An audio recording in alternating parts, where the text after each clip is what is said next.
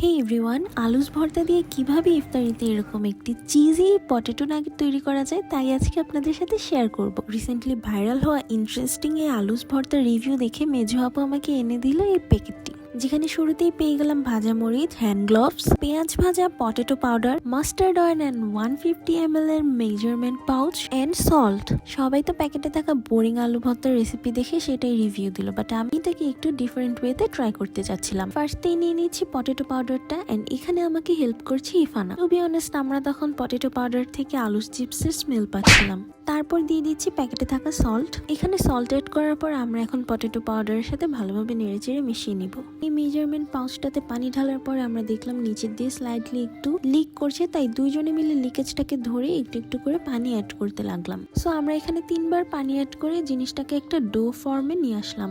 তারপরে আমরা ওপেন করলাম ভাজা পেঁয়াজের প্যাকেটটা। এটা আর কিছু না, জাস্ট একটা পেঁয়াজ বেরেস্তা, যেটাকে আমরা ফুললি এখানে ইউজ করি নাই, আমরা কিছুটা পরিমাণ মতো এই জিনিসটাকে নিয়েছি। তারপরে ছিল মাস্টার্ড অয়েল, যেটা একদমই ইউজ করব না, আমরা ইউজ করব কুকিং অয়েল অথবা সয়াবিন অয়েল। তারপরে ভালোভাবে অনিয়ন ফ্রাই গুলাকে ক্রাশড করে নিব। এখন পালা ফ্রাই চিলি অথবা ভাজা মরিচের। সো আমরা কাউন্ট করে করে দেখছিলাম কয়টা মরিচ দেওয়া হয়েছে, তার মাঝখানে একটা পচা মরিচ পড়েছিল, যেটাকে আমরা আউট করে দিই। সো তারপরে বাকি মরিচগুলোকেও ক্রাশড করে ভালোভাবে পেঁয়াজ বেরেস্তার ক্রাস্টের সাথে মিলিয়ে নিলাম। তারপরে আমরা অ্যাড করে দিলাম পরিমাণ মতো গোলমরিচের গুঁড়া। এখন এই মশলাগুলোকে ডোয়ের সাথে ভালোভাবে মিক্স করে নিব। সো ফাইনালি তৈরি হয়ে গেল আলু ভর্তা। বাট ওয়েট, এখনো আমাদের মেন রেসিপি বাকি আছে। তো এইখান থেকে আমাদের মেন চেঞ্জেসটা শুরু হয়ে গেল।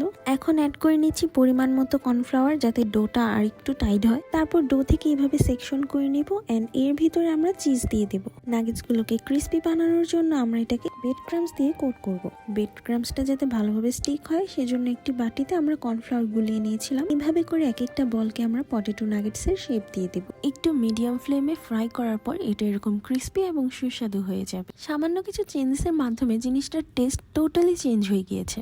চাইলে এখন থেকে আপনারাও আলুস দিয়ে এরকম একটি টেস্টি পটেটো নাগেটস ঘরে বসেই তৈরি করে ফেলতে পারবেন।